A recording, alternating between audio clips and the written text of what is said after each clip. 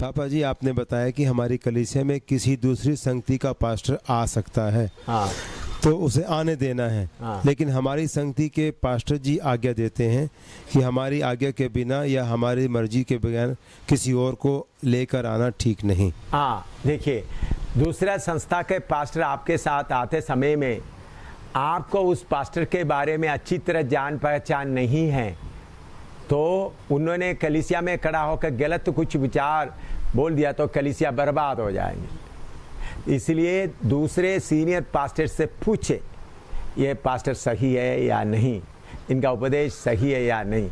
ऐसा दूसरा पास्टर से पूछ करके लेना जरूरी है। और जिसके बारे में आपको अच्छी तरह मालूम है इनका उपदेश सही है लेकिन हमारा संस्था में नहीं है, इस बात के कारण नहीं बुलाएगा, ऐसा नहीं। जिसका उपदेश सही है, सही उपदेश है, उनको आप बुला सकते हैं। लेकिन आपको जिसके बारे में मालूम नहीं है, पूरा ठीक तरह से मालूम नहीं है, दूसरा पास्टरों को क्या करना, जो जिसका जान पहचान पास्टर लोग, उनको बुला करके उनके अंदर का उपदेश क्या है मालूम करते हुए उपदेश जानने के बाद उनको मौका देना है। ये नहीं उन्होंने खड़ा होकर प्रचार करना शुरू किया, बाद में आपको गड़बड़ी शुरू हो गया, ऐसा नहीं होना। आमीन। और एक बात और भी है, तो हमारे कलीसिया में सभी विश्वासियों को हम किस उपदेश में है वो भी तो अच्छे से जानकारी होना जरूरी है। हाँ, विश्वासियों को उपदेश पूरा सिखाना है, इसलिए आपको सिखा रहा है। आप लोग विश्वासियों को क्या करना है, हमारा उपदेश अच्छी तरह सिखाना है। यह है हमारा उपदेश, ताकि एक एक विश्वासी अच्छी तरह उपदेश समझकर दूसरों को बता सके। आज सुबह आप बता रहे थे गतसमनी में, हाँ जी, तो उधर हम देखते कि प्रभु यीशु जब गतसमनी में आए तो 3 विशेष चेले उनके साथ आए, तो उन्होंने बोला कि मेरे लिए प्रार्थना करें। तो मतलब उनको प्रार्थना की प्रभु को जरूरत थी या उनके लिए बोल रहे थे? नहीं, प्रभु को प्रार्थना का जरूरत था, क्योंकि उन्होंने अपना ईश्वरत्व हटा दिया, मनुष्यत्व अपना पूरा। बाकी समय में प्रभु यीशु में क्या तथ्य थे, ईश्वरत्व, वो परमेश्वर का वो ताकत भी अधिकार भी था, वो हटा दिया। आम मनुष्य, क्योंकि ईश्वरत्व उसमें होगा तो पाप उसके ऊपर नहीं लगा सकता, तो इसलिए ईश्वरत्व पूरा हटा दिया, तो आम मनुष्य की तरह बन गया। इसलिए बोलता मेरा दिल बहुत ही व्याकुल है, इसलिए उनको उस समय प्रार्थना का जरूरत पड़ता था। वो एक ही समय था यीशु मसीह को जो प्रार्थना का जरूरत पड़ते। तो यीशु मसीह ईश्वरत्व के शक्ति के साथ क्रूस का कष्ट नहीं उठा, बल्कि मैं आप जैसा आपको दर्द होता है वैसा ही प्रभु यीशु को भी दर्द और परेशानी हुआ, ईश्वरत्व में नहीं हुआ, मनुष्यत्व में। इसलिए प्रार्थना के लिए मांगा। प्रार्थना के द्वारा जैसे हम बोलते हैं कि कृपा प्रभु से, हाँ मांगा, ऐसा मतलब उनकी प्रार्थना के द्वारा, हाँ, उनको प्रार्थना का सहयोग चाहिए था। चेले लोगों के मतलब प्रार्थना से मतलब कृपा जैसा मतलब सहयोग उनको, हाँ, उनके लिए एक मैं अकेला उठा रहा हूँ, बाकी लोग भी प्रार्थना करते वक्त थोड़ा हौसला मिल जाता है। उसके बारे में हम देते स्वर्गदूत भी आकर उनको तसली दिया। तो हम भी जब सेवकाई में जाते हैं तो कई बार ऐसी स्थिति होती है कि जिससे हम प्रार्थना करने के लिए बोलते हैं, आपको भी कई बार खबर देना पड़ता है। तो पौलुस खुद बोलते हैं जी, आप मेरे लिए क्या करो, प्रार्थना करो, ताकि मैं सही तरह वचन बता सकूं। इसलिए संगति, हम एक शरीर है जी, एक शरीर, तो एक अंग काम करते समय दूसरा अंग उसका क्या करता है, सहयोग देता है। इसी मुताबिक कलीसिया का सब लोग क्या करना है, प्रार्थना के द्वारा सहयोग देना, इसलिए बताना है प्रार्थना के लिए। कुछ लोगों का जैसे आप विचार है कि प्रभु को तो मालूम है क्या होना है, तो फिर आप दूसरों को क्यों बोल रहे हैं कि प्रार्थना मेरे लिए करें? देखिए, प्रभु को मालूम है हमको क्या होना है, प्रभु कृपा देंगे, लेकिन हम बाकी लोगों को बताते समय में, उन लोग भी प्रार्थना करते समय में हम मनुष्य होने के कारण हौसला मिलता है, इतना लोग मेरे लिए प्रार्थना करता है, इसलिए मैं भी कितने लोगों को लिखता हूँ मेरे लिए प्रार्थना करो, हमारे लिए प्रार्थना करो। इसमें कोई बुराई तो नहीं है ना? नहीं, प्रार्थना मांगना लेकिन हम समस्याओं का सामना करने के लिए तैयार रहना है। तुम प्रार्थना नहीं किया इसलिए मैं हार गया करके बोलने का नहीं। प्रार्थना को बताकर एक मसीह शरीर, एक ही शरीर है, वो शरीर के ऊपर, वो शरीर के लिए अभी समझ ले, एक हाथ में ज़्यादा बोझ आता समय दूसरा हाथ उसके लिए जी मदद के लिए आता है, इसी मुताबिक। जी, थैंक यू। आमीन।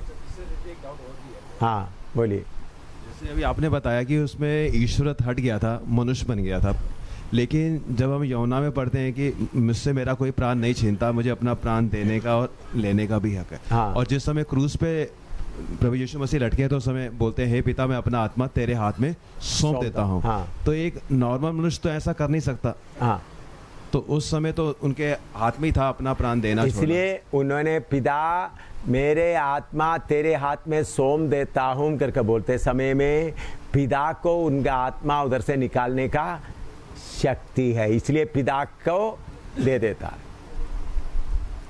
मनुष्य के तौर पर किसको बोलता है? पिता। अपनी मर्जी से नहीं छोड़ा उन्होंने। उन्होंने बोला पिता दे दो, अपना मर्जी आ गया।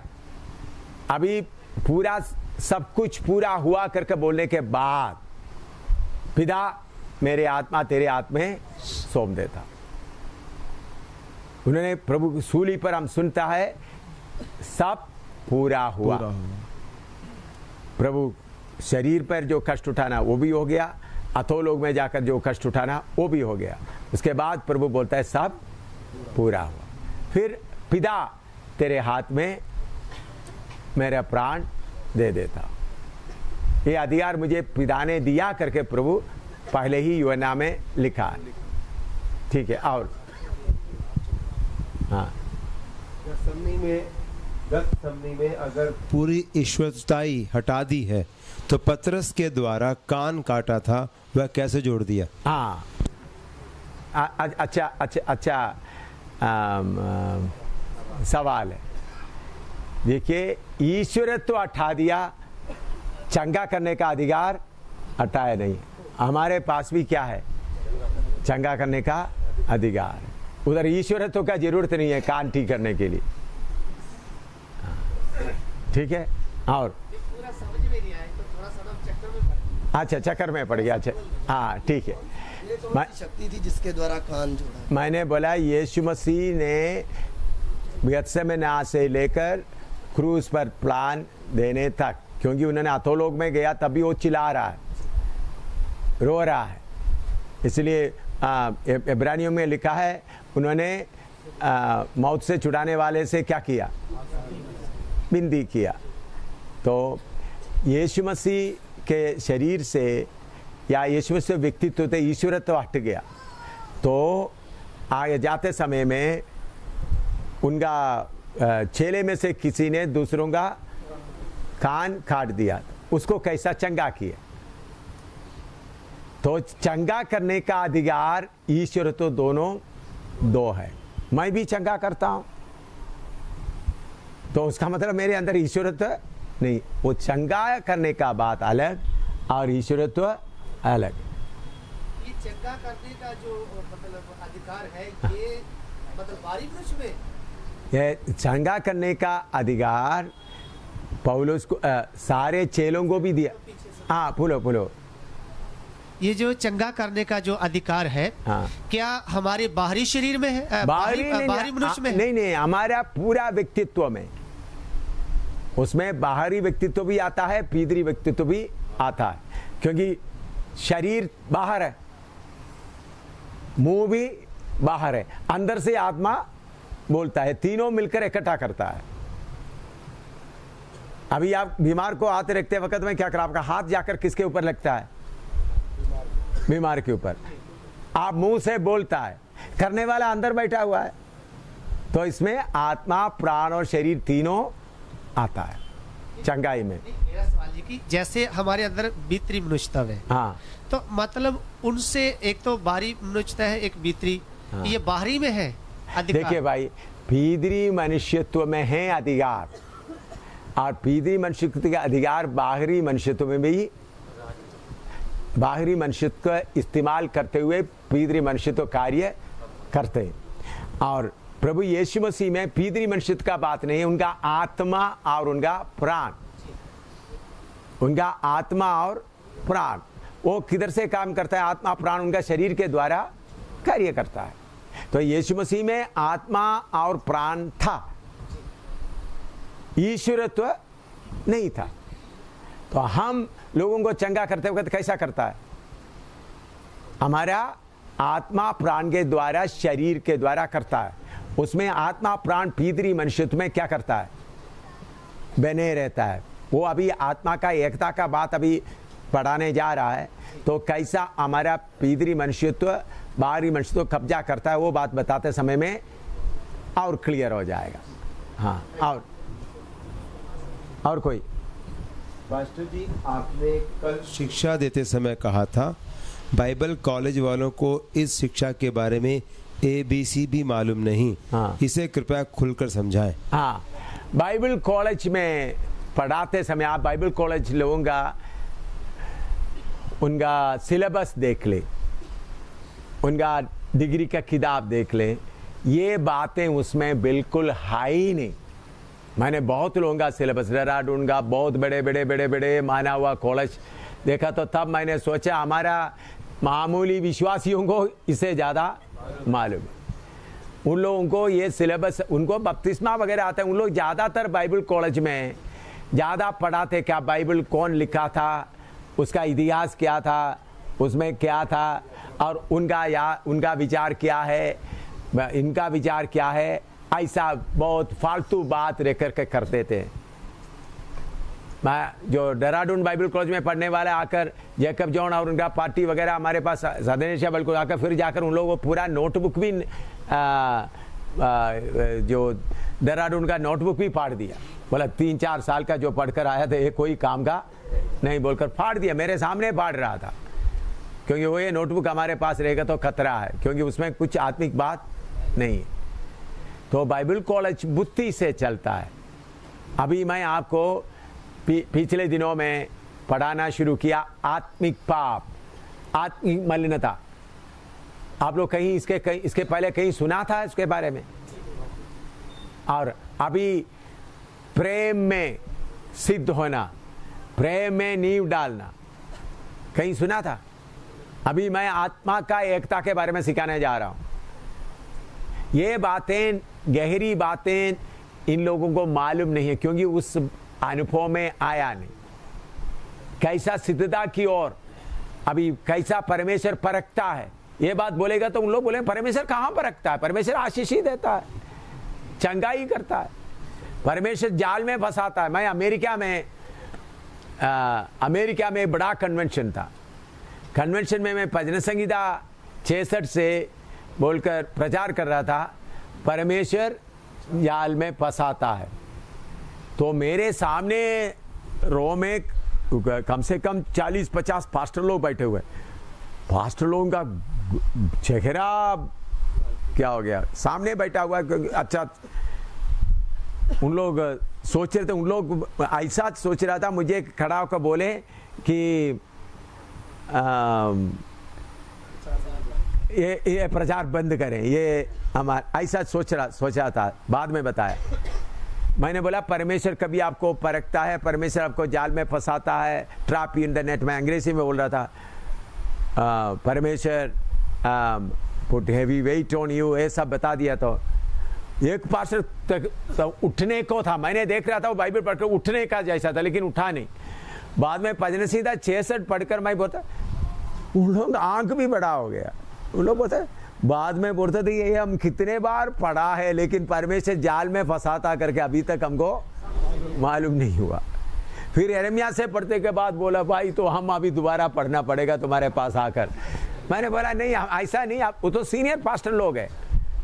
वचन पढ़ने से काफ़ी नहीं, वचन एक जगह से पढ़ने से काफ़ी नहीं, आत्मा का अगुवाही से वचन ठीक तरह से पढ़ना। मैं बोलता, मैं अभी भी पढ़ रहा हूँ। अभी मैं प्रेम का नींव डालना, प्रेम में सिद्ध होना बातें क्यों नहीं पढ़ाया? पहले मैंने खुदी के बारे में शुरू किया। खुदी के पहले मैंने कौन सा शुरू किया? त्यागना है और अपना क्रूस उठाना। पहले से जो चलता है उनको मालूम है त्यागना है, क्रूस उठाना हो। वो कितने 4-5 साल लगातार प्रचार करता रहा। फिर उसके बाद एक खुद ही के बारे में शुरू हो गया। ऐसा एक स्टेप बाय स्टेप गेत्सेमने तक पहुंच गया करके एक आदमी को मालूम करना है तो उसके लिए ज्यादा मुश्किल नहीं है। गेत्सेमने तक पहुंच गया तो फिर एक ही लक्ष्य होता है, सेवा को पूरा करना, अपना प्राण देना। फिर पत्नी के बारे में, बच्चों के बारे में, मकान के बारे में कोई चिंता नहीं रहता। आत्माओं को जीतना है, प्राण अर्पण करना है, यही लक्ष्य सामने रहता है। गेत्सेमने में आ गया तो अभी मुझे आगे, अभी तक इतना सेवा किया, अभी पत्नी के लिए सोचते नहीं रहना, बच्चों के लिए सोचते नहीं रहना। अभी मेरा जिम्मेवारी सिर्फ एक ही है, हिंदुस्तान के लोगों को उद्धार के मार्ग में ले आना। मैं घर के लिए जितना करना तो कर दिया, बच्चों के लिए जितना करना कर दिया, बीवी के लिए जितना करना कर दिया। अभी मेरा लक्ष्य सिर्फ एक ही है, हिंदुस्तान के लोगों के लिए वचन प्रचार करते हुए मेरा प्राण को अर्पण करना। ये पहचान आते समय आप किधर आ गया, तब आप खुद ही बोलेगा। मैंने बोला मैं कितने पहले गेत्सेमने में आ गया। फिर दूसरा कोई चिंता, बच्चे का पढ़ाई हो ना हो वो चिंता नहीं है, ठीक है प्रभु चलाते, इसका मतलब बच्चे को छोड़ दिया नहीं चल, फिर उसके लिए परेशानी नहीं रहता। सेवा को पूरा करना है, ये पहचान में आता है। ठीक है, गेत्सेमने के बाद क्या है, सलीब है। गेत्सेमने के बाद क्या है, प्राण अर्पण करना है। इसलिए बोलते जो जिन्होंने प्रभु के अपना प्राण दे दिया है, हम दूसरों के लिए भी क्या करना चाहिए, भाइयों के लिए प्राण देना चाहिए। अभी आप लोगों को ये बात सिखाने जा रहा है, इसके लिए बहुत कीमत देना पड़ रहा है। सिस्टर रुबीना मुझे आकर बताया, सिस्टर प्रमोद का पत्नी सिस्टर रुबीना मुझे बताया, दुष्ट का शक्ति बहुत जोर से लड़ रहा है। आज दिन भर सुबह भी बहुत आपका तबीयत के ऊपर भी बहुत लड़ रहा है, ताकि ये वचन का भेद ना खोले। आपको मालूम है 4:15 बजे और 4:30 बजे के बीच में मुझे सचमुच में मार डालने के लिए शैतान मौत का दूत एक ने कई को भेजा। ऐसा था उनका प्रोग्राम, मेरा गला दबाकर मुझे मार दे। रुबीना मुझे बोल दिया, शैतान दावा करके बोला हुआ आज शाम का क्लास लेने नहीं देंगे, ऐसा शैतान का शक्तियान दावा कर रहा है। पर मुझे उन्होंने दोपहर को मुझे आकर बताया था बहुत जोर से आपके खिलाफ लड़ाई चल रहा है। तो मैं ठीक है, एक व्यक्ति के द्वारा इतना कोशिश हुआ 4:15 बजे और 4:30 बजे के बीच में, मौत का दूत एक नहीं कई आया, बोला शैतान भी आया, कैसा भी, लेकिन प्रभु की कृपा से मैं थोड़ा जागता रहा, उस शक्ति से पूरा लड़ने के बाद जिस व्यक्ति को मुझे मार डालने के लिए इस्तेमाल कर रहा था, उनको भी उनके अंदर का शक्ति उनको पकड़ कर अच्छी तरह 15-20 मिनट भारी लड़ाई हुआ। भारी लड़ाई होकर फिर बाद में उसको हारा।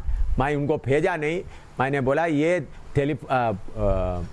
इधर में माइक्रोवेव, ये जो खंबा है आप दिखते हैं टावर, टेलीफोन टावर में उसको लटका के रखा हुआ है। मैंने बोला तुमको आज शाम का क्लास लेने के बाद मैं बताऊंगा, क्योंकि अभी जो वचन आपको मिल रहा है इसके पहले खोला नहीं कहीं भी, और ये गहरी बात आ रहा है। शैतान का दुख इस बात में है, ये बात भी खुल गया तो एक मन एकता आ गया, तो फिर यीशु का आने का देरी नहीं होगा। शैतान को मालूम है इधर में जो रिकॉर्डिंग हो रहा है पूरा यूट्यूब में आएगा, पूरा दुनिया भर में ये विषय जाएगा करके शैतान को मालूम। क्योंकि अभी हम जो इधर पढ़ रहे हैं, आप यूट्यूब खोल कर देखें, यूट्यूब में सिर्फ पास्टर एम सामुएल टाइप करें, Bible class captain M Samuel type करें, बहुत विषय आपको मिलेगा अलग अलग भाषा में, उर्दू में मिलेगा। और दूसरा लिविंग मन्ना में आ रहा है, जीसस और मैं जीसस मैसेंजर, तो कुछ अमेरिका से डाल रहे, कुछ इंग्लैंड से डाल रहा है। अभी हमारा भाई सुरजीत का बेटा इधर से डाल रहा है, पंजाब से डाल रहा है, बहुत कुछ उन्होंने डाल दिया है यूट्यूब में, तो बहुत आ रहा है। तो शैतान बहुत ही गुस्सा में है। तो अभी जो बात आपको सिखाने जा रहा है, आपके सिर के, आपके दिमाग के अंदर अच्छी तरह जाना, तो थोड़ा अच्छी तरह आपका दिमाग को आत्मा के द्वारा साफ करो, नहीं तो आपको कुछ भी, आपका पल्ले में कुछ भी नहीं पड़ेगा। आप अपना दिमाग को अच्छी तरह साफ करेगा तो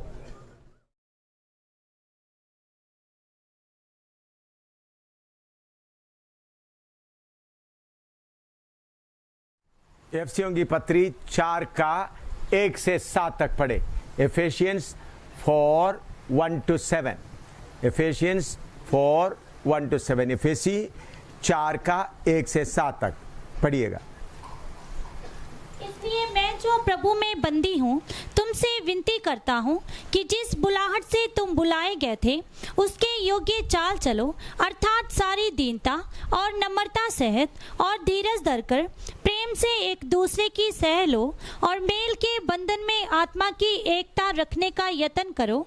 एक ही देह है और एक ही आत्मा, जैसे तुम्हें जो बुलाए गए थे अपने बुलाए जाने से एक ही आशा है, एक ही प्रभु है, एक ही विश्वास, एक ही बपतिस्मा और सबका एक ही परमेश्वर और पिता है, जो सबके ऊपर और सबके मध्य में और सब में है, पर हम में से हर एक को मसीह के दान के परिमाण के अनुसार अनुग्रह मिला है। प्रार्थना करें। प्यारे प्रभु, ये वचन समझने के लिए एक एक को पवित्र आत्मा मदद कर। पवित्र आत्मा आप ही हमको सिखाने वाला है। अगर किसी का मन बांधा हुआ है तो पिता उनका मन को खोल दे ताकि उनको वचन समझ में आए, यीशु के नाम, आमीन। अब इधर मैं ध्यान से मैं और एक बार पढ़ता हूँ। इसलिए मैं जो प्रभु में बंदी हूँ तुमसे विनती करता हूँ कि जिस बुलाहट से तुम्हें बुलाए गए थे उसके योग्य चाल चलो, अर्थात सारी दीनता और नम्रता सहित और धीरज धरकर प्रेम से एक दूसरे की सह लो और मेल की बंधन में आत्मा की एकता रखने का यत्न करो। Spirit of unity, unity of spirit, unity of spirit, आत्मा का एकता रखने की यत्न करो। एक ही देह है और एक ही आत्मा, जैसे तुम्हें जो बुलाए गए थे अपने बुलाए जाने से एक ही आशा है, एक ही प्रभु है, एक ही विश्वास, एक ही बपतिस्मा और सबका एक ही परमेश्वर और पिता है, जो सबके ऊपर और सबके मध्य में और सब में है, पर हम में से हर एक को मसीह के दान के परिमाण के अनुसार अनुग्रह मिला है। इधर में तीसरा पद, और मेल के बंधन में आत्मा की एकता रखने का यत्न करो। आत्मा की एकता रखने का उसका एक दृष्टांत आपको बताता हूं। प्रेरितों का काम 2:14 पढ़िएगा। प्रेरितों का काम 2:14, Acts chapter 2:14। तब पतरस उन 11 के साथ खड़ा हुआ और पतरस 11 के साथ खड़ा हुआ और ऊंचे शब्द से कहने लगा। हाँ देखिए, आत्मा का एकता, नोट कर लो, सिर्फ वचन ही नोट करना। देखिए, आत्मा का एकता, पतरस खड़ा हो गया, उसके साथ 11 लोग भी खड़ा हो गया पतरस के साथ, क्योंकि उन्होंने एक आदमी को उनके बीच में क्या कर दिया था, इस्करियोत यूदा के जगह में एक को चुन लिया था। तो कुल फिर कितना हो गया, 12। तो इसलिए पतरस के साथ 11। पतरस प्रचार कर रहा है, बाकी 11 खड़ा होकर जो पत्रुस बोलता है उन सब बात के लिए हाँ भर रहा है। पत्रुस ये बोल रहा है हाँ। पत्रुस का प्रचार आप देखो कितना गहरा प्रचार है। 11 का 11 बोलते, पत्रुस बोलते पूरा सही है, क्योंकि ये 12 लोगों, पत्रुस के साथ का 12 लोगों का अंदर एक ही स्पिरिट कंट्रोल कर रहा है। आप ये नक्शा में थोड़ा देखें, इधर में उधर में आप लोगों को दिखाई देता है। आपको मालूम है ये नक्शा में पहले पवित्र आत्मा है, दूसरा भीतरी मनुष्य और अपना मनुष्य का आत्मा, और उसके बाद वचन जो अलग करना, इसके बारे में अभी सिखाने जा रहा हूं और थोड़ा कुछ सिखाया, और आज नहीं बाद में। फिर प्राण, फिर शारीरिकता और शरीर। जब पतरस खड़ा होकर प्रचार करते समय में अच्छी तरह समझना, आत्मा, पवित्र आत्मा पतरस का आत्मा को कंट्रोल कर दिया, आत्मा को और प्राण को कंट्रोल कर दिया, शारीरिकता का कोई जगह नहीं। इसी मुताबिक बाकी 11 को भी आत्मा कंट्रोल कर दिया।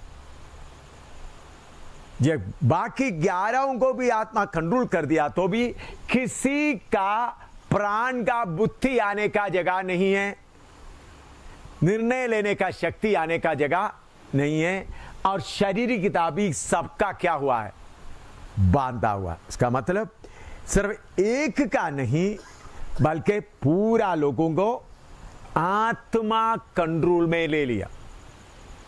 ध्यान से सुनना भी, जब ये 11 लोगों को पूरा एक ही आत्मा कंट्रोल कर दिया तो आए हुए सबके ऊपर उस आत्मा का प्रभाव पड़ गया।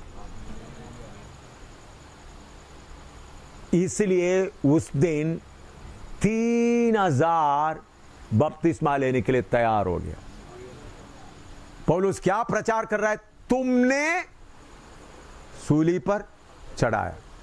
वही पत्रोस पहले तुमने यीशु का चेला तो वो क्या हो रहा था?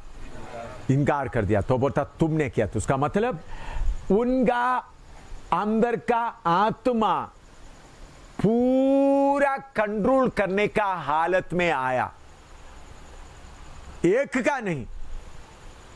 उधर खड़ा हुआ 11 चेलों का, वो है आत्मा का एकता। पत्रोस के अंदर आत्मा कैसा काम करता है वैसा अंद्रियोस के अंदर भी कर रहा है, यूहन्ना के अंदर भी कर रहा है, मत्ती के अंदर भी कर रहा है। सारे 12 लोगों को एक ही आत्मा कंट्रोल कर रहा है।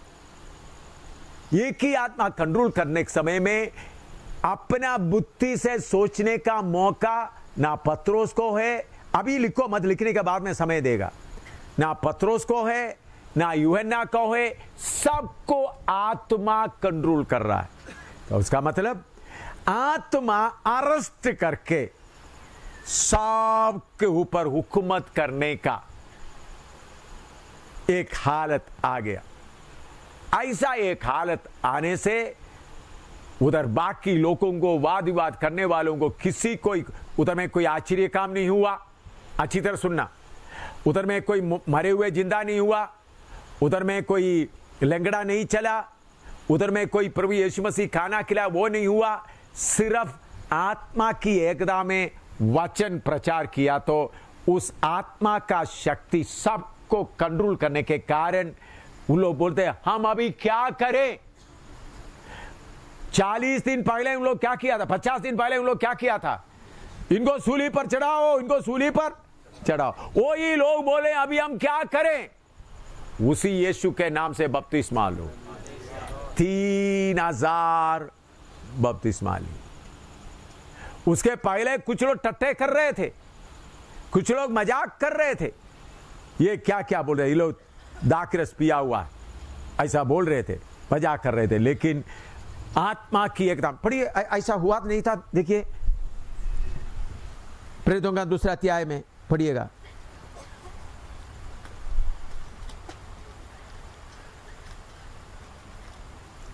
दूसरा अध्याय का 13 पढ़िएगा, 12 और 13। और वे सब चकित हुए और घबराकर एक दूसरे से कहने लगे, ये क्या हो रहा है? परंतु दूसरों ने ठट्ठा करके कहा, वे तो नई मदिरा के नशे में चूर है।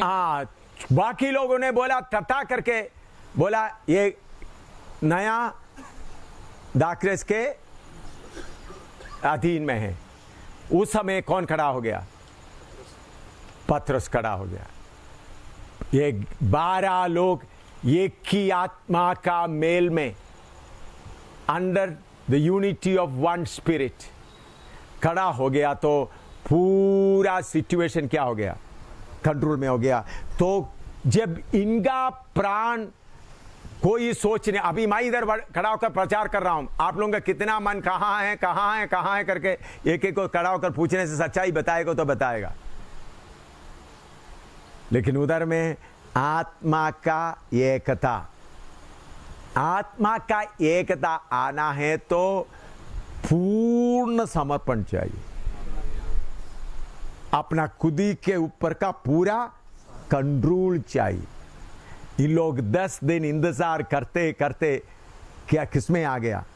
अपना बुद्धि का, अपना प्राण का सारे कंट्रोल छोड़ करके, सब छोड़कर प्रभु हम क्या करें, ऐसा चिंता में आ गया। तो क्या हुआ? प्रभु ने आत्मा का एकता उनके अंदर भेज दिया, अद्भुत काम होने लगा। लिखो फिर आगे, अभी खत्म नहीं हुआ और आगे है, लिखो अभी।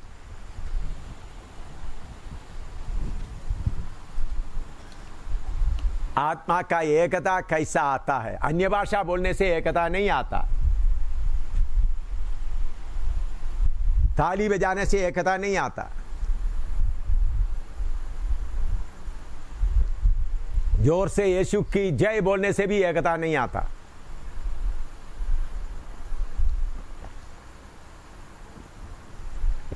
उसमें आप लिखे आत्मा और प्राण, प्राण के अंदर का सोचने का शक्ति, निर्णय लेने का शक्ति, सब कंट्रोल में आया। ये बात आने के कारण शैतान पूरा जोर से लड़ रहा।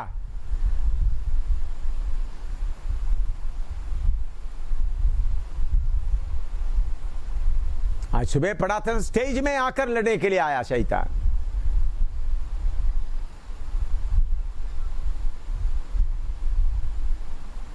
प्रेरितों काम दूसरा अध्याय का 44 और 45 पढ़िएगा।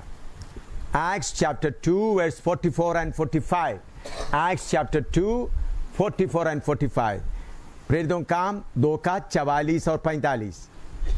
और सब विश्वास करने वाले इकट्ठे रहते थे और उनकी सब वस्तुएं सांझे में थी। वे अपनी अपनी संपत्ति और सामान बेच बेचकर जैसी जिसकी आवश्यकता होती थी बांट दिया करते थे। देखिए, एक मन, और इसके साथ साथ 4 का भी एक वचन पढ़ो, इकट्ठा विवरण करें। 4 का 32 से 35 तक। 4 का 32 से 35 तक। विश्वास करने वालों की मंडली एक चित्त और Acts chapter 4 verse 32 to 35। Acts chapter 4 32 to 35। प्रेरितों काम 4 का 32 से 35। आप ठीक पढ़ रहे थे, पढ़ो। विश्वास करने वालों की मंडली एक चित्त और एक मन की थी, यहाँ तक कि कोई भी अपनी संपत्ति अपनी नहीं कहता था, परंतु सब कुछ सांझे में था। प्रेरित बड़ी सामर्थ से प्रभु यीशु के जी उठने की गवाही देते रहे और उन सब पर बड़ा अनुग्रह था। उनमें कोई भी दरिद्र ना था। उनमें कोई भी दरिद्र ना था। हाँ, क्योंकि जिनके पास कोई भी दरिद्र नहीं था, क्योंकि जिनके पास भूमि या घर थे वे उनको बेच बेचकर बिकी हुई वस्तुओं का दाम लाते और उसे प्रेरितों के पांवों पर रखते थे, और जैसी जिसे आवश्यकता होती थी उसके अनुसार हर एक को बांट दिया करते थे। हाँ, नोट करने के बाद इधर देखिएगा। मैंने पहले बताया पतरस और 11 चेले, 12 चेलों का एक मन आत्मा का मेल में था। फिर वो काम कलीसिया में फैल गया। कलीसिया में फैलते समय में किसी का खुदी या शारीरिकता को बात करने का मौका नहीं। सबका प्राण, सोल आत्मा के अधीन में आ गया। तो आत्मा के अधीन में जब आ गया तो जिसके पास धन दौलत है, आत्मा उनको बोला बेचो, जिसको चाहिए उनको दे दो। उसमें कोई दरिद्र नहीं था करके उधर लिखा है। और उसके साथ लिखे सब लोग कैसा था? एक मन एक चित्त में थे, क्योंकि सबके अंदर एक ही आत्मा कंट्रोल कर रहा है। सबका प्राण को, सबका शरीर को कौन कंट्रोल कर रहा है? एक ही आत्मा। पत्रोस के अंदर वो आत्मा कंट्रोल कर रहा है, याकूब के अंदर भी वही कंट्रोल कर रहा है। जो हजारों इकट्ठा हुआ, वही आत्मा कंट्रोल कर रहे थे। इसलिए किसी से भीख मांगने का जरूरत नहीं पड़ा, चंदा इकट्ठा करने का जरूरत नहीं पड़ा। जिसके अंदर आत्मा है, आत्मा बोलेगा तुम्हारा जमीन बेचकर ले आओ। इधर जमीन बेच के ले आकर किधर लाकर रखते थे? प्रेरितों के पांव पे। मकान बेचो, सब लोग इकट्ठा रहे। अपने बच्चे, अपना पत्नी के बारे में भी चिंता नहीं होते थे, फिर अपना शरीर के बारे में चिंता होगा। अन्य भाषा बोलने से आत्मा का एकता नहीं आता। आत्मा का एकता आना है तो आपका प्राण और प्राण के साथ कार्य करने वाला आपका शारीरिकता, फ्लैश को पूरा कंट्रोल में लाने से ही आत्मा का एकता आएगा। जब आत्मा का एकता आएगा तो फिर हम देते प्रेरित लोग कैसा काम करते थे। उधर में आत्मा के एकता आते समय में आप पढ़ो, उधर में प्रेरित लोग कैसा काम करते थे।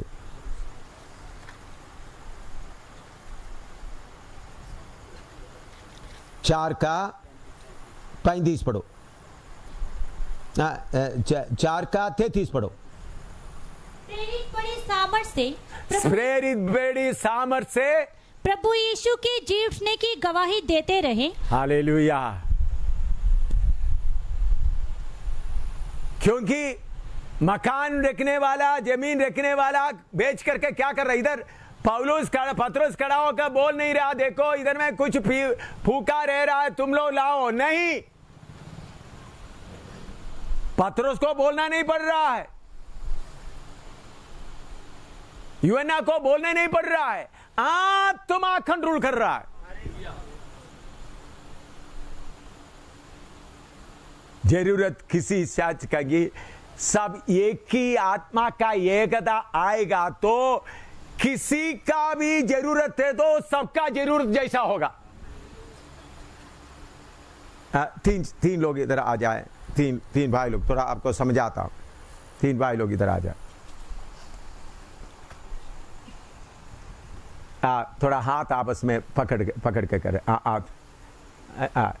देखिए, आपको समझाने के लिए मैं बताता हूं।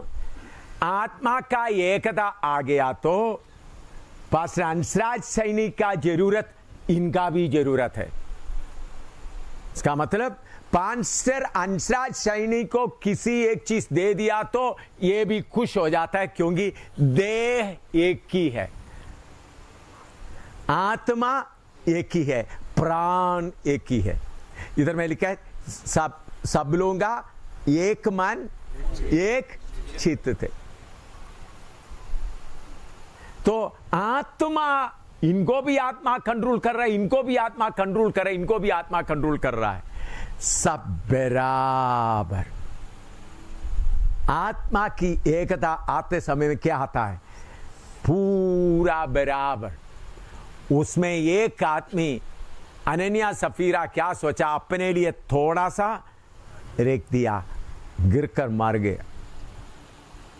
अनन्या सफीरा, बाकी लोग बेच रहे, उन्होंने भी बेच के लाया। जब आत्मा का एकता चलते समय में एक आदमी थोड़ा सा झूठ, वो जमीन भी उनका था, आत्मा का एकता के कारण वो आदमी क्या हो गया? गिर के मर गया। उनका पत्नी को भी मारा गया। मेरे प्यारों, हिंदुस्तान को हिलाने के लिए ये एक ही चीज काफी है।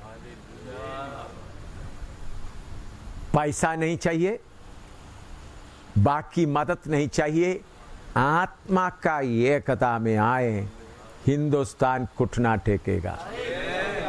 हिंदुस्तान हो, नेपाल हो, कोई भी हो। पहले सदी का लोग दुनिया का उलट पुलट कैसा करते थे? आत्मा का एकता में चलते थे। आत्मा का एकता आते समय में शैतान क्यों हार जाता है? अभी हाथ छोड़ दो। हाँ, आत्मा का एकता नहीं आया। अच्छी तरह इधर देखना, बाद में लिखे।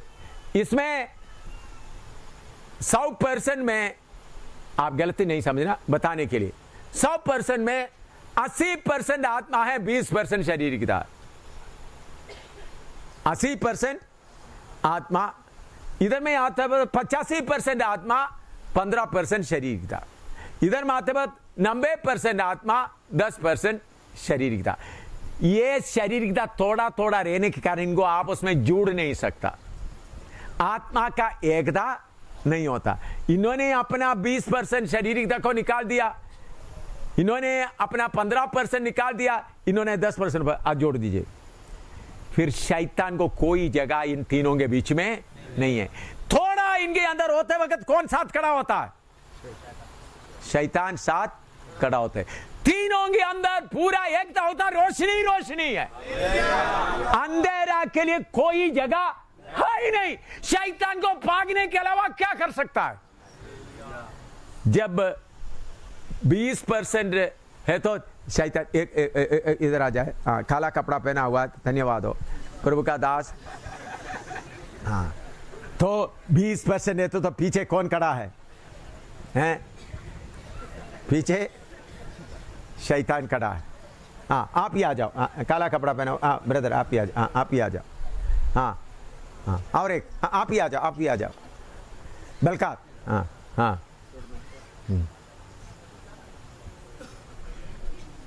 हाँ, पर आपको समझाने के लिए इधर इधर इधर इधर में खड़ा हो जाओ। अगर आपके पास 1% शारीरिकता तो शैतान को खड़ा होने का हक है।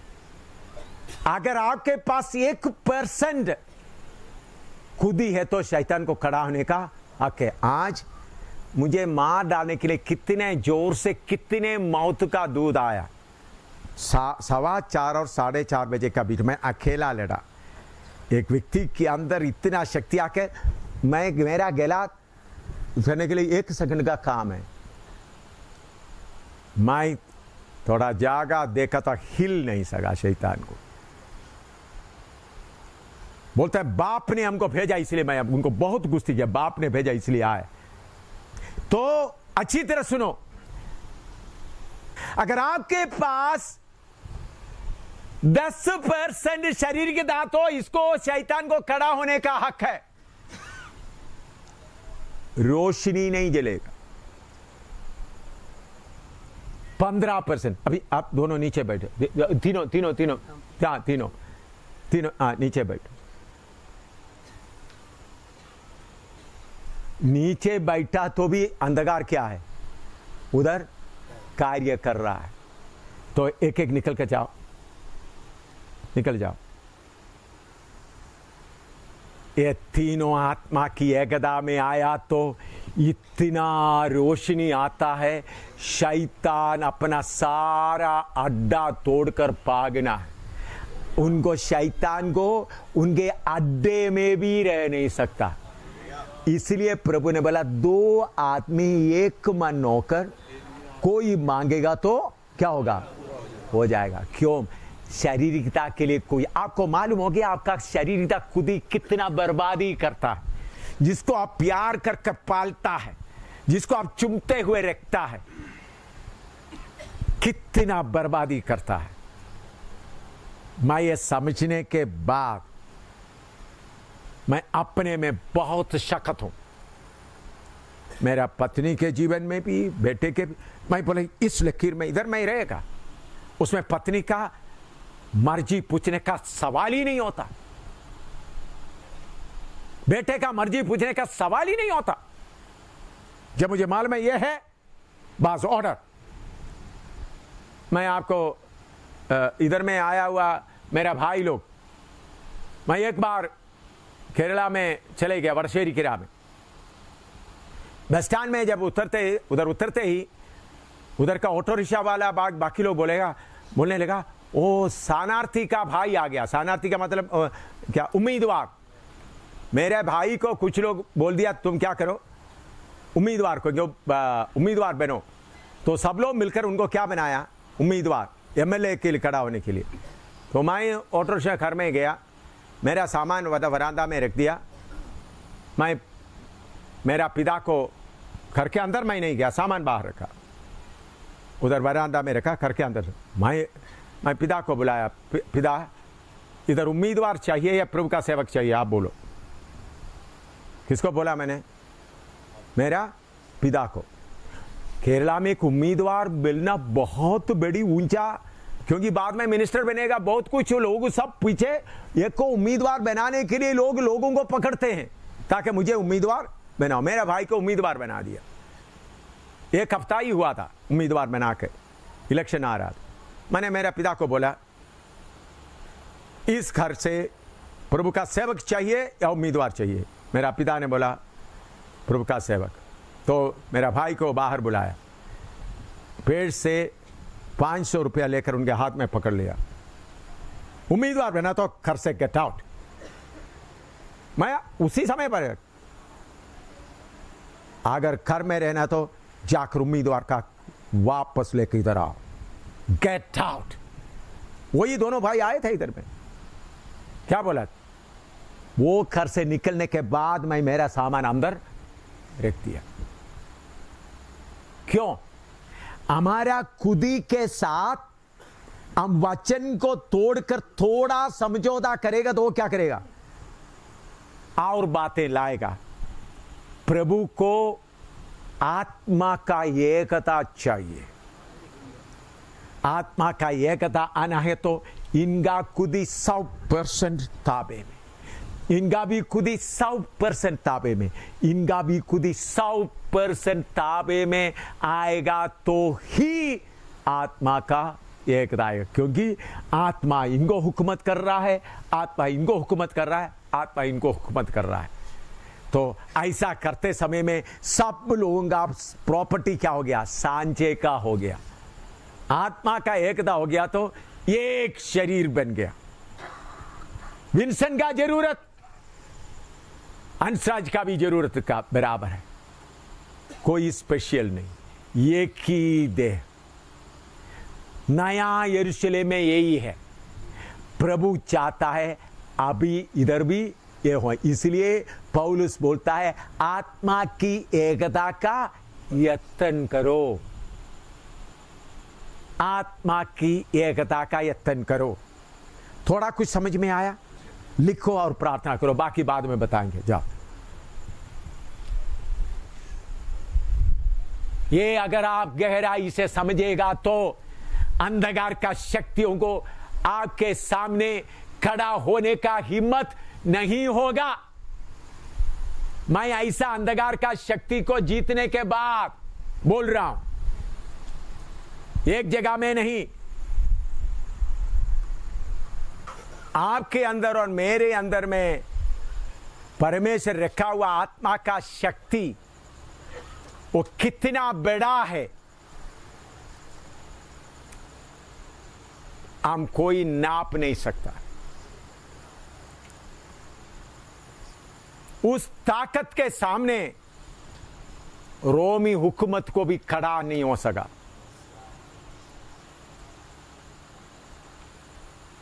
यीशु को सूली पर चढ़ाया हुआ यहूदी कौम को खड़ा हो नहीं सका। हम देखते हैं यीशु प्रचार करते समय कोई याजक विश्वास के अधीन नहीं हुआ, लेकिन आत्मा का एकता प्रकट होने लगा। कितने लोग विश्वास, याचक लोग भी विश्वास के अधीन हो गए। आपके कलीसिया में ज्यादा लोग होने का जरूरत नहीं, 5 या 10 आत्मा का एकता में आ जाए कितना बड़ा रोशनी उधर जलेगा और उधर का अंधकार का शक्ति अपना अड्डे से ही भागेगा। उसके लिए ज्यादा कुछ करने का जरूरत नहीं। मैं ऐसा काम चाइना में किया, अमेरिका में किया, नेपाल में किया, वो सब बताने का भी समय नहीं। शक्तियों को सामना करते हुए आज मेरा गर्दन पकड़ कर मुझे खत्म करने के लिए आया, आत्म शक्ति के साथ लड़ने के लिए मुझे ज्यादा मुश्किल नहीं, और मैं किसी को मदद के लिए भी नहीं बुलाया।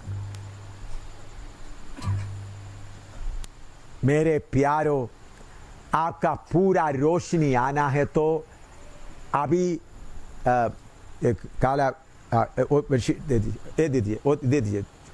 एक सेवक आ जाए, एक सेवक आगे आ जाए, सफेद शर्ट वाला, आप आ जाए, आप आ जाए। अभी प्रभु का दास है, ये शारीरिकता है। शारीरिकता से करने का कितना रोशनी बाहर आएगा? क्या आएगा? इतना। फिर थोड़ा सा, फिर तो कोई एक लाइट को मैं दिखाएगा तो ज्यादा अच्छा लगेगा, है ना? टॉर्च का नहीं, ये इसके ऊपर थोड़ा कर सकता है। हाँ, थोड़ा कुर्सी में खड़ा हो जाए, ये कुर्सी। हाँ देखिए, हाँ हाँ यार, मैं थोड़ा दूर पकड़ो। हाँ हाँ हाँ, इतना। हाँ देखो, उधर में देखो। हाँ थोड़ा सा, नहीं नहीं, वो पूरा थोड़ा सा कर दो, ये लाइट बंद कर दो। हाँ हाँ हाँ, देखो दूसरा लाइट भी थोड़ी देर के लिए बंद करो। हाँ, ये लाइट चलने दो, वो जो लाइट चल रहा है। हाँ हाँ, देखो थोड़ा सा खोलो। शारीरिकता आपके अंदर का आत्मिक शक्ति को क्या करता है? इसी मुताबिक थोड़ा नीचे नीचे करते आ जाओ। आप शारीरिकता को इतना प्यार करता है, वो आपका प्यारा बन गया है। मैं और मेरा, मैं और मेरा, मैं और मेरा। आप इसके ऊपर थोड़ा जय पाने के लिए कोशिश कर, लाइट डाल दीजिए, पूरा लाइट। जाकर बैठिए, ताकि मैं क्यों इतना कोशिश क्यों कर रहा है, आपको ये बात समझ में आए। आपके अंदर दूसरा कोरिन्थी 4:7 पढ़ो।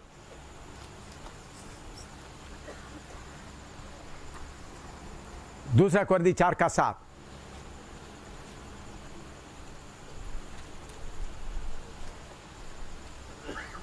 हमारे पास वह धन मिट्टी के बर्तनों में रखा है कि ये असीम सामर्थ। असीम सामर्थ, उसका मतलब क्या है?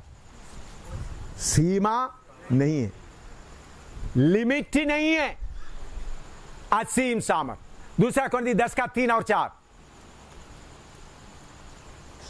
क्योंकि यद्यपि हम शरीर में चलते फिरते हैं तो भी शरीर के अनुसार नहीं लड़ते, क्योंकि हमारी लड़ाई के हथियार शारीरिक नहीं, हमारे लड़ाई के हथियार शारीरिक नहीं, पर गढ़ों को ढा देने के लिए परमेश्वर के द्वारा सामर्थी हैं। हाँ, मैं एक घटना आपको बता के था कि आपका सेवकाई में आपको बेल लाने के लिए बता रहा हूं। चीन में हम सेवा कर, उस वक्त चंद्रबाल हमारे पास मेरे साथ था। अभी चंद्रबाल आज इधर नहीं है, आप उनसे पूछ सकता है। उधर में चीन के सरकार और कम्युनिस्ट पार्टी मेरे खिलाफ बहुत पब्लिसिटी किया था, मुझे अरेस्ट करने के लिए पीछे घूम रहे थे। तो इकट्ठा कहीं प्रचार करने के लिए मौका नहीं, पवित्र आत्मा। उसके पहले एक बार पवित्र आत्मा के लिए प्रार्थना करते वक्त मेरे ख्याल में फिन्नी और अंशराज भी था, बारिश के जगह में।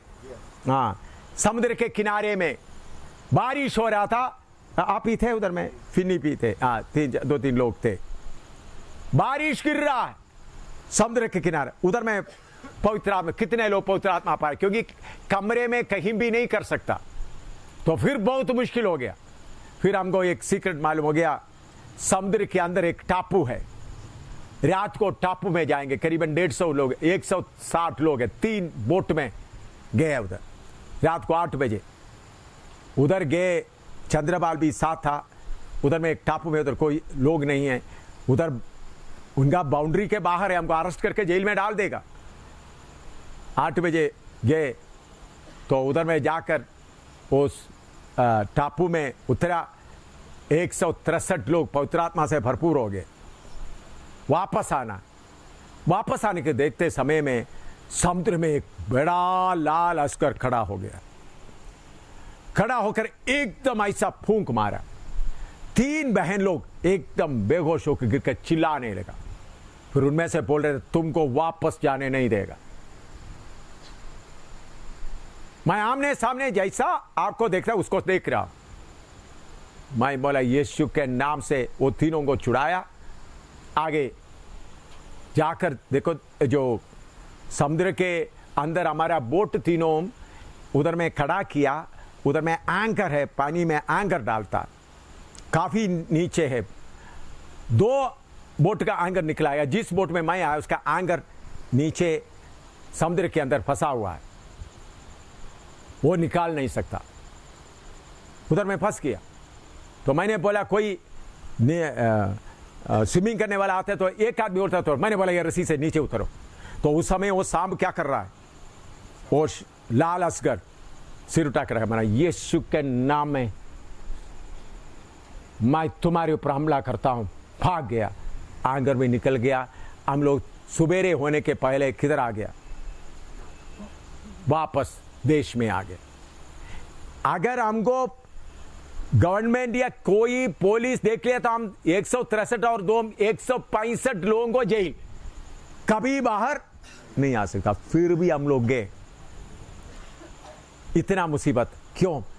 हमारे अंदर में दिया हुआ आत्मा का शक्ति कौन रोक रखा है? तुम्हारा शारीरिकता। बोलो, तुम्हारा शारीरिकता रोक रखा है। आपके अंदर का आत्मा का शक्ति का देखिए, एम शामिल का आत्मा का शक्ति 10 टन, इनका 5 टन, इनका 2 टन नहीं। एम शामिल का 10 टन है, इनका भी 10 टन है, उनका भी 10 टन है। एम शामिल क्या किया? शरीरता को उतार कर फेंक दिया। इन्होंने शरीरता आधा उतारा, इन्होंने क्या किया? और तो अपने आप को जितना शरीरिकता को उतारता है उतना महिमा प्रकट होता है, उतना आत्मिक एकता प्रकट होता है। प्रार्थना शुरू करो। देखते हैं कितने देर आप प्रार्थना करते हैं। खाने के बारे में बाद में सोचेंगे। जिसको वचन समझ में आया उसके अनुसार प्रार्थना करो। वचन समझ में नहीं आया तो उठकर चले जाओ या लेट कर सो जाओ।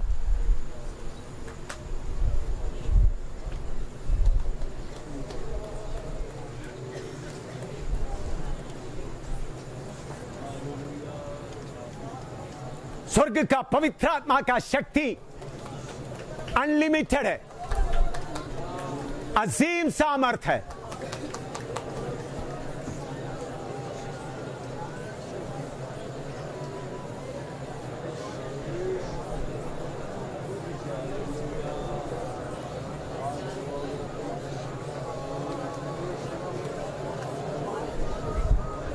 आमीन। प्रभु बोल रहा है इसलिए बोलता हूं। फूज में सेवा के लिए गए, अभी नहीं, बहुत पुराना बात है। पहले फूज में गया तो मुझे उन लोग बस में बैठाकर वापस भेज दिया। दूसरे बार मैं 3-4 लोगों के साथ गए। एक एक गली में खड़ा होकर प्रचार कर रहा था। मेरे साथ 3-4 लोग थे, मुझे भी मिलाकर 4 लोग। एक गली में प्रचार किया तो धूप के समय में मैंने बोला तो नींबू पानी दे रहा था। हाँ, हम लोग 5 लोग थे, 4 नहीं 5 लोग। तो उन्होंने उसको नींबू पानी को क्या बोलते हैं? स्कंजवी। हाँ, मैंने बोला दे दो। उन्होंने पहले बोला पैसा दे दो, 10 रुपया, 2 ग्लास। मेरे पास 10 रुपया था, उनको दे दिया। उन्होंने क्या है वो स्कंजवी देने वाला, वो जो नींबू को निचोड़ने वाला वो लकड़ी का था। वो लेकर बोला सिर पे मारेंगे, भागो इधर से। 10 रुपया भी लिया, नहीं मिला। उसके बाद उधर से एक 500-600 गज दूर कर दूसरा गली में खड़ा, 600 से ज्यादा गज खड़ा होगा। इधर का लोग उधर आए करके मैंने सोचा नहीं था, तो उधर भी उन्होंने पहले पैसा निकालो, मैंने 10 रुपया लेकर दे दिया क्योंकि 5 ग्लास मिलना है, 2 रुपया एक। उन्होंने बोले भागो इधर से, क्या करेंगे, उस लेकर मारे। फिर उधर से थोड़ा सा आधा किलोमीटर, आधा तकरीबन दूर गया, उधर भी प्रचार किया, एक दिन नींबू पानी नहीं मांगा, प्रचार किया। दूसरा जगह प्रचार करने के बाद भाई हाथ दे दो, तब मुझे पहला दुकान वाला को भी दिखाई दिया, उन्होंने भी पैसा मांगा, पैसा दे दिया। तब मैंने दाहिने बाएं देखा तो वो पुराना आदमी भी दिखा है। मेरे अंदर इतना आत्मा गर्म हो गया। उधर देखा तो एक लंगड़ा, इधर भी टायर का रस्सी, टायर काट करके बांधा हुआ है, घुटने में बांधा, ऐसा पड़ा, गले में एक गले में एक डब्बा डाला हुआ, 12-14 साल का लड़का है। मैं देखा तो ऐसा गर्दन में है। मुझे एकदम पौलुस लुस्त्रा में किया हुआ बात याद आया। मैं बोला उठो दौड़ो, विश्वास करता है कुछ नहीं, बोला उठो दौड़ो, एकदम उठ गया, गले में टिन डाल करके दौड़ रहा है, और हाथ पांव में क्या है, क्या है, उनका बाप मुसलमान था, बाप ही आकर हाथ जोड़कर खड़ा हो गया। फिर ये तीनों दुकानदार आकर हाथ जोड़ रहा है, क्या करे भाई, कंजू पियो, एक भी पैसा मत दे लो हमको, हमारे ऊपर श्राप मत देना। ऐसा पूंछ का सेवकाई शुरू हो गया। 32 लोगों को बपतिस्मा लिया, लेकिन उधर का सेवकाई करने वाला कोशी जो अभी पंजाब में लुधियाना में है, उनको उधर लगाया था। उन्होंने ऐसा अपना शरीरता में आकर सबको रोमन कैथोलिक ले गए। ऐसा उसके पहले रोमन कैथोलिक एक भी नहीं था पूंछ में, एक भी नहीं था रोमन कैथोलिक। फिर रोमन कैथोलिक लोग ऐसा हमने कहे तो मैं क्यों बोलता है, उस वक्त अंदर का आत्मा क्या हो गया, गरम हो गया। मैंने बोला, सिर पर भी हाथ भी नहीं रखा, बोला उठो, एक ही शब्द। लंगड़ा कितने साल का, जन्म से, वो बोला जन्म से ऐसा था, दौड़ना शुरू किया। मैं क्यों आपको बताता हूं, प्रभु ने आपको मामूली शक्ति देकर नहीं भेजा, बल्कि हर देश को हिलाने वाला स्वर्ग का सामर्थ। इसलिए प्रभु ने बोला ऊपर से सामर्थ पाकर तुम जाओ। अभी क्यों सेवा पूरा जोर क्यों नहीं पकड़ रहा है, कारण क्या है, एक आत्मा का एकता नहीं, दूसरा आपके अंदर शारीरिकता रोक रहा। प्रार्थना करो, आज कम से कम आपका शारीरिकता से थोड़ी देर लड़ो।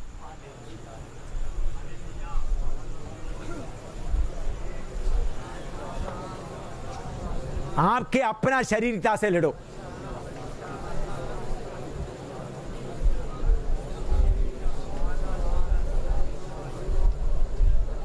आत्मा का शक्ति के नाप,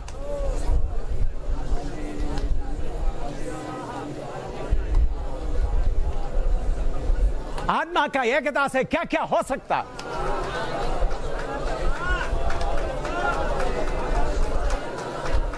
इससे ज्यादा प्रभु क्या देना है।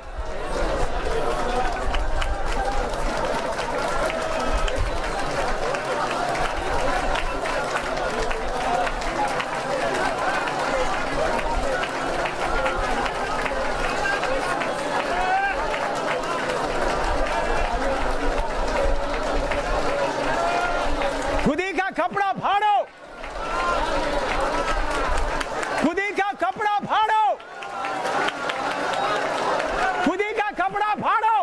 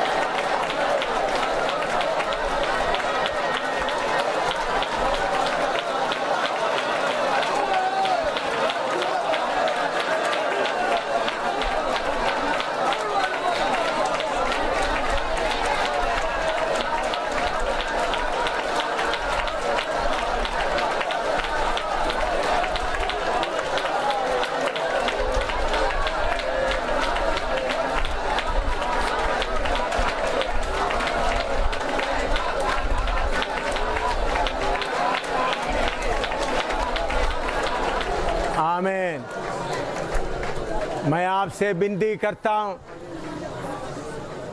प्रार्थना करते करते अपना खुदी का चट्टान को तोड़ दो। आपका पीदरी मनुष्य उसके अंदर दबा कर बैठा हुआ है, उसको तोड़ तोड़ तोड़ तोड़ करके जितना बाहर निकालते हैं उतना पीदरी मनुष्य का रोशनी बाहर आएगा। इसलिए इन्हीं दिनों में इसी काम में लगे रहो। बाहरी मनुष्य का खुदी पीदरी मनुष्य को छिपा के रखा हुआ है।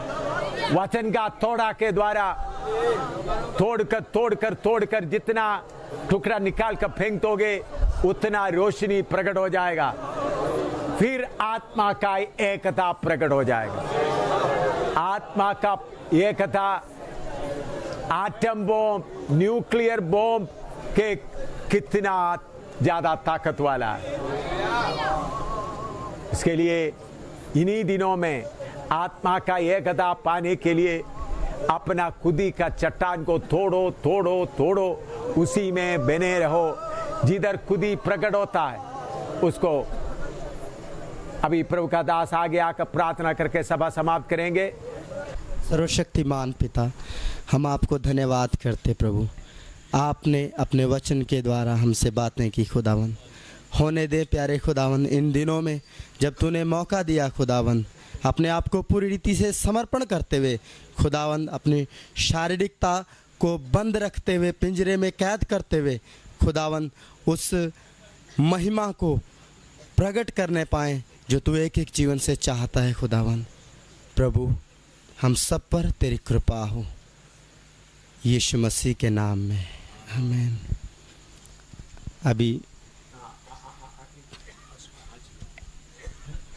अब हमारे पिता परमेश्वर का प्रेम, प्रभु यीशु मसीह का अनुग्रह, पवित्र आत्मा की सहभागिता और संगति अब से लेकर प्रभु यीशु मसीह की दूसरी आमद तक हम सबों के साथ और प्रभु के तमाम संतों के साथ होता रहे, आमीन।